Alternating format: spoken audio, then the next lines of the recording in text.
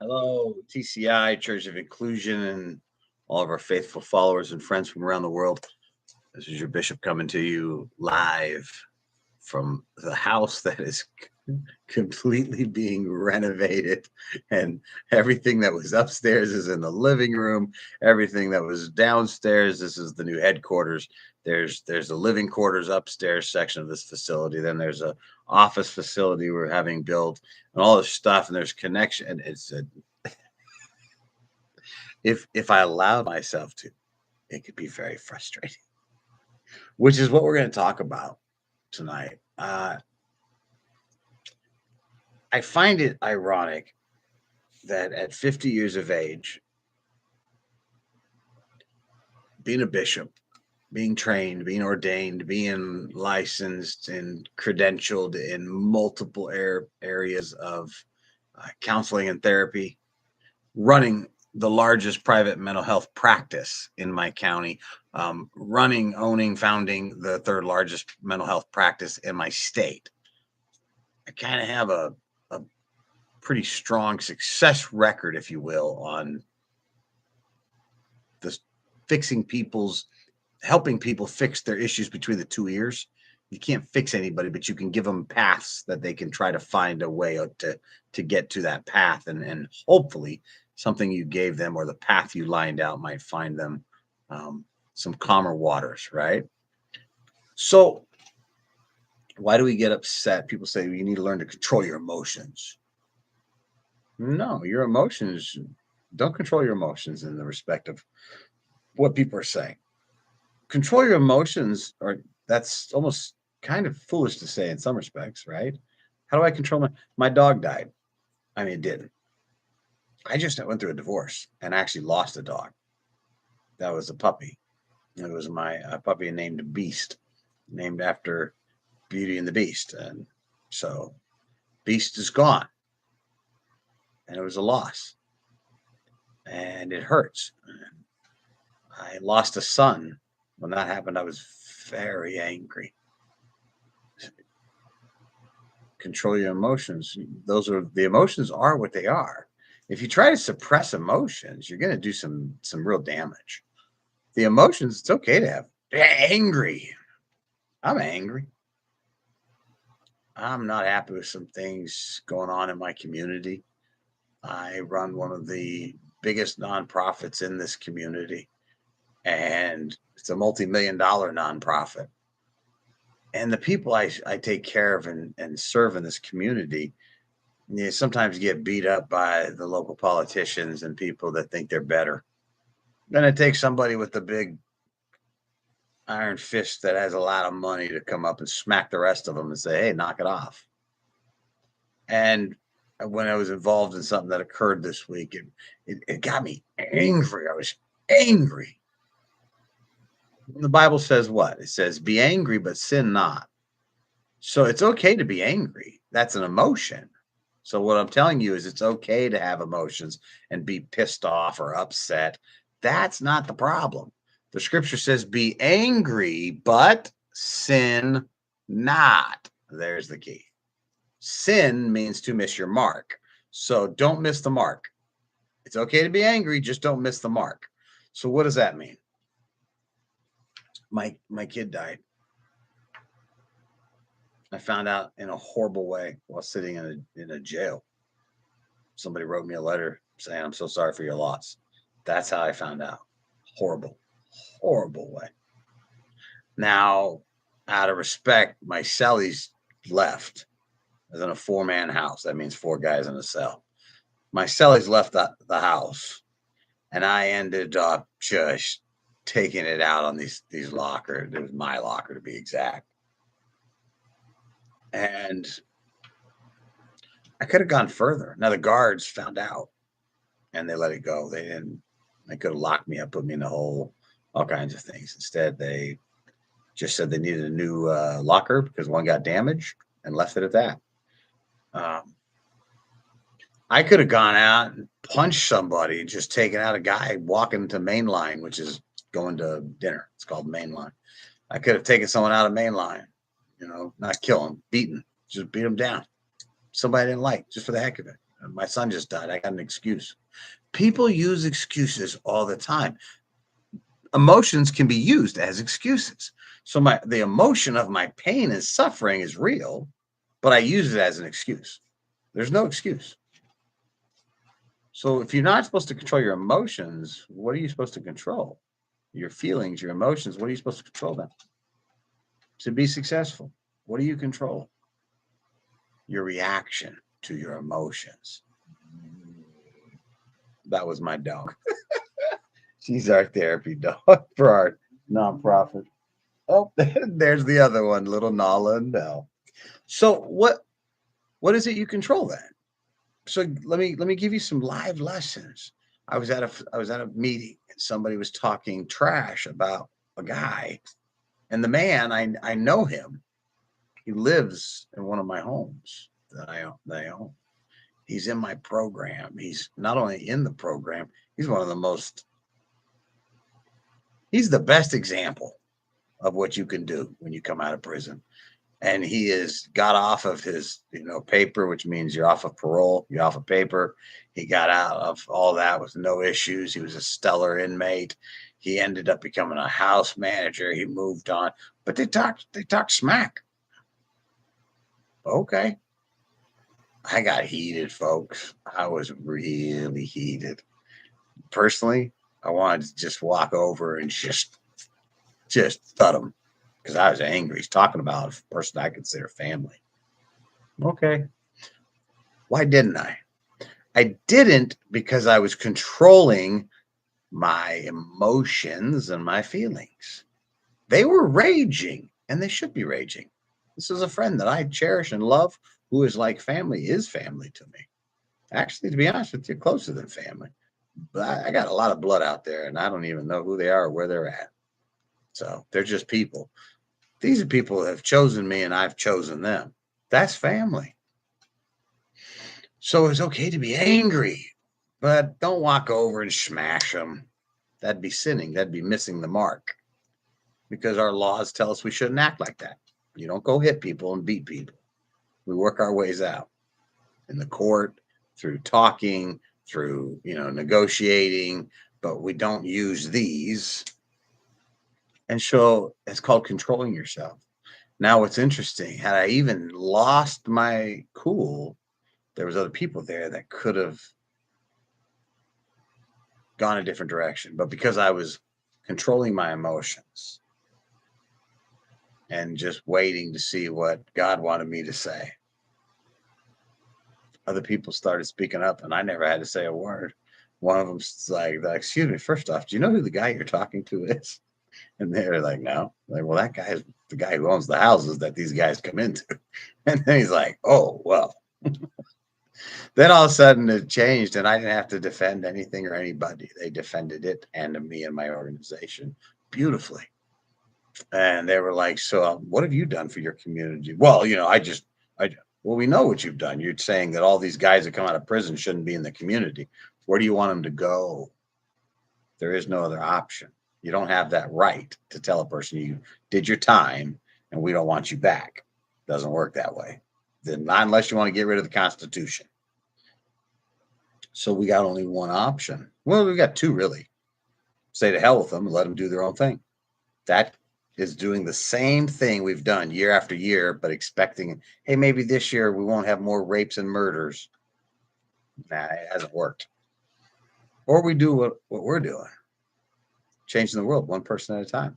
We haven't lost one person to prison in 5 years. 5 years. It's not luck. That's skill and talent. And we are the best at what we do. We strive for it. But our emotions, man, the people in that meeting, we were upset. We were angry. We could have defended ourselves, but we didn't need to. They weren't even lashing out at us. It wasn't like they were attacking me or my firm. They were attacking the person and what his crime was from years ago. That's what they were attacking, not the person. That person now makes 6 figures and is one of the best community members you could ask for. But all they're doing is reading a tag.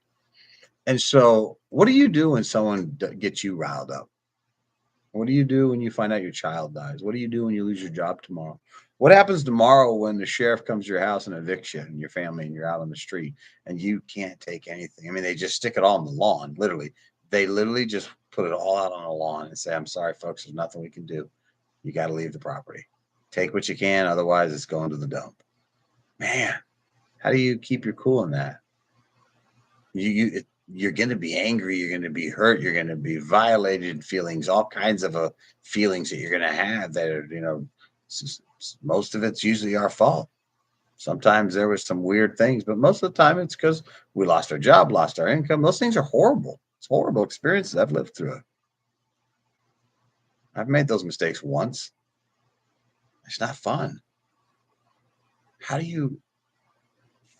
First thing I learned to do is how I control it was to take a breath. Breathing is so important. So often when I was negotiating deals in the business world and moving and shaking millions and millions, hundreds of millions of dollars, I found that when I went to this beautiful meeting where I met a nun for a monastery, and this monastery is for a Buddhist temple, and the head nun was coming to this facility that I was at, prison. And I went to this meeting and I met her and I became a Buddhist. I'm a Christian Buddhist, if you want to label me with something, was back then what I went by. And so people, of course, get all upset. What do you mean you're a Buddhist? It's just a philosophy, folks. It's not even a religion. I know some people now make it a religion, but the Buddha himself said, I'm not God. I'm just a man that has a system. And that system helped me because here's what I was able to do. I was able to start my breath and I can feel the air go in my nostrils and then and what's funny is when you sit there and meditate on just your breath, nothing else, and you feel the air go in your nose and you literally can start to feel it through the nostrils.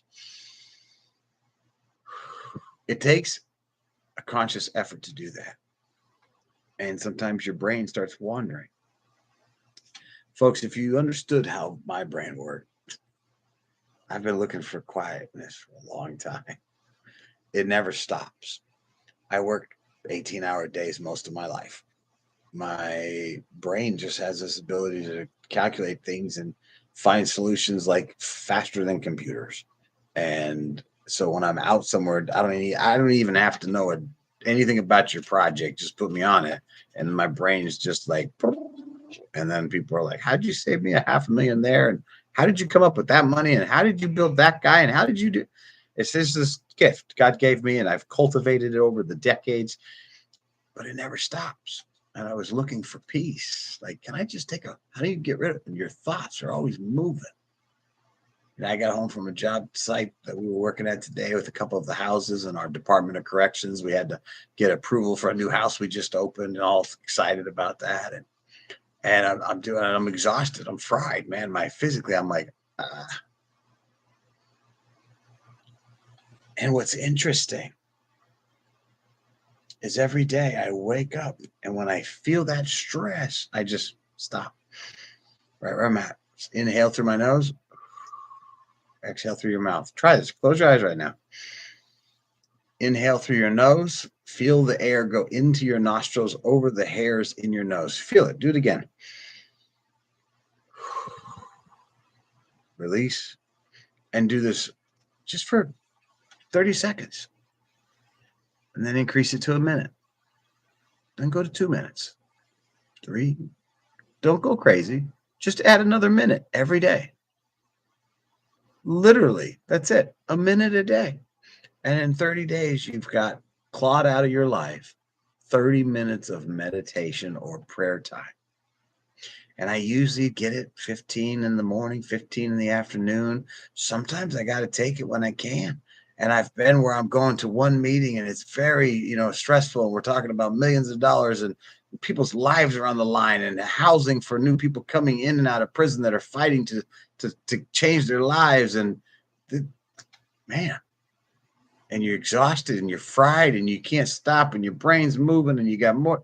What do you do? What do you do? You can lose your cool, especially when you throw a wrench in it, like a person dying in your family, or a job loss, or cancer, or another heart attack, or bad news. You over your spouse wrote too much money out on checks and you bounced a check, or you don't have the money to pay the rent. There's so many things that can just throw a wrench into your life right in the middle of all the stress. What do? Take a second. What are your priorities? I got guys that tell me their priorities all the time. They tell me my priority is to get a job. How are you gonna get a job if you go to the gym 3 4 hours a day? How are you gonna get a job if you can't? Jobs are open at 8 a.m. I always tell my guys in my houses, if you're out looking for jobs, you're not out at a gym at 8 a.m. You're not out getting dressed at 8 a.m. You're out on the street at 8 a.m. What's your priority? And then you get guys who go out and they're out there trying to find a job, and then all of a sudden something happens, or a girlfriend or a family member calls them, throws them, spikes them into this horrible moment because they're triggered. Okay, here we go. We've got emotions. We've been triggered. Anybody know what I'm talking about? I had an ex-wife, and Lord have mercy, when she screamed. I mean, it was horrible, but it threw me back to my first wife, who used to be abusive physically. And so the yelling, it just put me into, I locked down for about 10 seconds. Then I remembered, wait, clear my mechanism. Feel the cold air going through my nostrils. That's all I'm focusing on. And in doing so, folks, you're able to drop your blood pressure. You're able to lower the chemicals that are being released into your body that are killing you, that are causing your heart to jump through the roof, that are causing your blood pressures to spike. The cortisone is being released and you're killing yourself. You're killing yourself. That's why they call the cardiac related deaths the silent killer, or there's a reason it's silent. Like, I'm in pain all day in my heart. Nobody knows it except one or two people that know me really intimately. The rest of people say, you had a great day today. I didn't, folks. I don't. I might have a great day once every 2 or 3 weeks. It's not that often. So I've just gotten so good at masking the pain that you don't even notice it's there, but you just like, yeah, whatever, you live with it. So why are we going to complain about it? Now think about that. And so when you have the pain and you have diseases and you have heart disease and cancers and these things, what do? Take a breath. We're going to get through this. But I might die. Let me let you in on a secret. Shh. Don't tell anybody. But you're dying right now. You're dying. Okay, knucklehead? You're dying right now. I have children still alive and they're dying right now. I have grandchildren and they're dying right now. Everybody I have is dying right now. So put that part of your life to rest. You're going to die. You need to figure that one out and get over it. Okay, so I'm going to die. So what? I have a heart problem. If I didn't do all the things that the doctors told me not to do, don't travel, don't do this, there wouldn't be this huge network of churches that I oversee. There wouldn't be this huge nonprofit that I have. There wouldn't be this organization that's so much bigger than me now. Jonathan's Refuge is called Jonathan's Refuge, but it's now a lot of people's refuge. And other people are coming in as leaders and directors, and they're grabbing it and taking the reins and saying, this is my refuge now too. Jonathan's Refuge is my refuge. And they're putting their stamps on it, and they're putting their twist on it, and they're helping me expand it. And they're taking the bull by the horns. And they're doing that at 6, 7, 8 in the morning, because that's what people do when they're motivated to do stuff. Our emotions. No one likes to be confronted. No one wants to be confronted. I don't want to be confronted and told I'm wrong, because I work really hard to not be wrong. I have a land dispute thing that I was going through with somebody, and I don't like being wrong. I just don't. So I try not to ever be wrong, I always tell people I'm wrong 10% of the time. 9 out of 10 times I'm right. But I work hard to make sure that I'm right by double checking, triple checking, running my figures and my plan through multiple people and mentors to make sure, but I'm still wrong from time to time. So it makes me very sad when I'm wrong because I missed the mark. And I'm not a perfectionist by any means, but I just learned something about life, and that is that you just keep pushing through it. You don't, the more you whine, you're the person that everyone talks about. So I got health problems. I mean, if you had my health problems, you'd be crying in the corner right now.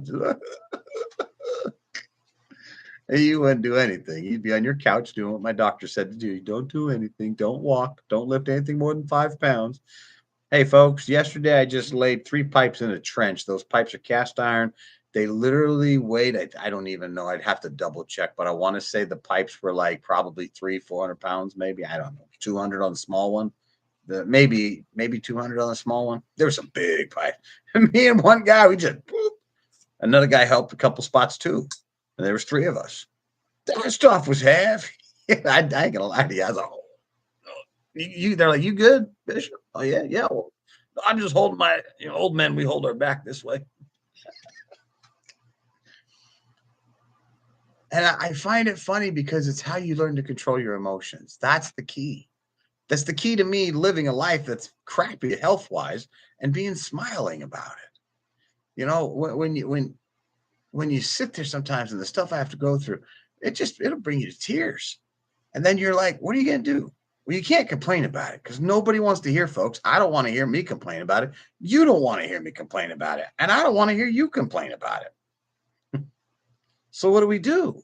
We don't complain about it. We focus on getting healthy. The more times you tell people you're sick, the more times your brain is reminding your body you're sick. Stop it. There is scientific proof. And every spiritual system I've ever looked into, from Christianity, Muslim, Hinduism, and all the other things that are out there, all say that what a man thinks in his heart and meditates on day and night will come to pass. I've got it tattooed. As a man thinketh in his heart, so is he, on my wrist. It's my favorite scripture in the world. King Solomon said it in Proverbs. It's a beautiful scripture. What do you meditate on? How broke you are, how poor you are, how stressed you are? What do you tell everybody? Every time you tell people your story and it's about how stressed you are, you're reliving your stress. You're the only idiot beating yourself up. You're the only idiot telling everybody how crappy your life is. And everyone around you is going, no shit, man, it's crappy because you're an idiot. They're just nice and don't want to say anything. It's a fact, folks. So as I wrap this up, how do you do that? Close your mouth. Don't say what you're gonna say. Take a breath. You got something to say, Jonathan? No. Nope. You sure look like you're stressed. Me? No, I'm working on not stressing out anymore. I'm gonna be dead soon. Now, if that soon's 50 years from now or 50 minutes from now, it don't matter. It is what it is. So why are we gonna worry about tomorrow? It's not here. I might not make it tonight to get to my bed, which is buried in a living room over yonder. But guess what? I've lived an amazing day. There are 3 people I still need to call. 3 people that I want to make sure know I love them. And I'll be honest with you today, those 3, I'm not sure if they do know I love them. There was some stress. I want to make sure just in case. I don't like living life expecting tomorrow to show up. I live in the present, which is a gift. So as you go today, my gift to you is your breath. Discover your breath. It's a simple technique. I know you're thinking, yeah, I know. Take a breath, man. You know how many guys I know that say that to me? Yeah, take a breath, man. Or, yeah, we know. Just walk a little extra, man. Yet they're still fat. They're still broke. And they're still living on anyone else's freaking teat that's out there. And they can't even take care of themselves. Maybe you should start listening to the guy who can take care of him and everyone else around him. Maybe you should start listening to the gal who's got her life together instead of telling everybody, yeah, I've done that program before. Maybe you didn't do it thoroughly and you didn't do it properly. I love our followers and our friends for many reasons. But one of our reasons I love our church members is because we're real and raw. We don't hide things. They literally called me the swearing pastor, then became the swearing bishop, and I never gave a shit about that. It wasn't like I did it to get people's attention. I just didn't care because I don't care, and then most of my followers don't care. What they care about is their relationship with God and themselves. And what I want you to understand is you're killing yourself and stressing yourself out over stuff that you have no control over. So stop stressing out over it. Let it go. Take a breath and learn this whole breathing technique and reach out to me, contact me, say, Bishop, give me some more knowledge on how to do some more breathing, some more steps where I can do this. Because, folks, I'm in high-powered negotiations in million-dollar deals that I'm always trying to work with and do for other companies that I'm contracted for through my companies and other things that are like, and yet people are like, how are you so calm and cool and collected? I'm like, I'm not. I'm a raging bull inside. Watch me when I go around that corner and I go to the bathroom by myself. I'm like, inside, inside. But you can keep it and learn how to keep it on the outside so that they can't read you, so that you can be calm and cool and control what you do with your emotions. I love you guys. Master controlling your reaction to your emotions, and you will live a beautiful life. I love you all. God bless.